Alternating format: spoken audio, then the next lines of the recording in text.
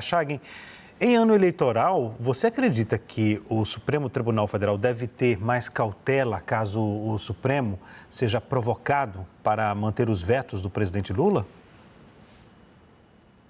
Vai ser difícil colocar um freio no Congresso diante de tudo que ou depois de tudo que aconteceu, viu, Leandro? É claro que desculpa, o STF. É claro que o STF tem que se comportar como uma corte constitucional, sem esse protagonismo político. E isso implica não interferir na política realizada pelo Congresso brasileiro, porque senão vai continuar essa confusão e o TSE e o STF, na eleição passada, foram protagonistas da eleição de uma forma muito clara. Se colocaram contra o então presidente e candidato Jair Bolsonaro, e aqui eu não estou dizendo que o Bolsonaro não tem culpa por todas as provocações, por toda a responsabilidade que ele teve durante o governo, mas, em termos institucionais, não pode o STF ter esse protagonismo político e escolher lado.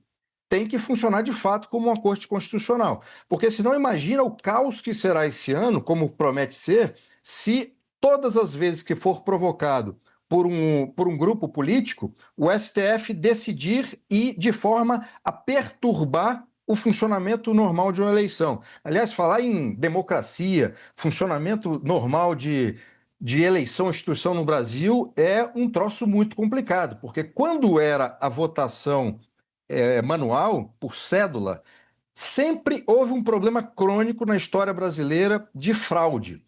Então, nem é sequer uma novidade todas essas acusações ou toda essa suspeita em relação que existe hoje à urna eletrônica, porque eleição no Brasil sempre foi muito problemática.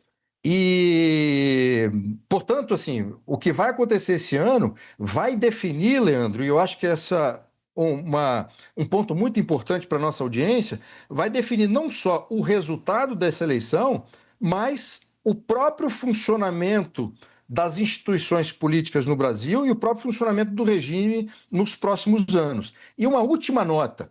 Eu vi essa imagem agora aqui do ministro do STF, o Fachin, que foi indicado pela então presidente Dilma Rousseff e confessou num documentário sobre os anos da ditadura militar ter sido alguém que lutou contra a ditadura e, nas palavras dele próprio, cometeu todos os crimes possíveis que já estavam prescritos e declarou simpatia pelo PT, portanto, não é alguém que pode ser considerado neutro do ponto de vista ideológico e, por essa razão, foi indicado pela presidente Dilma. Mas, ao lado do ministro do STF, estava ali o ex-ministro Lewandowski, que, em termos de democracia, não fez senão atacar a democracia quando, estando na função de ministro do STF, no episódio do impeachment da presidente Dilma, fez algo inaceitável, que foi diferenciar, em termos de punição, qual seria a pena da então presidente Dilma Rousseff, uma vez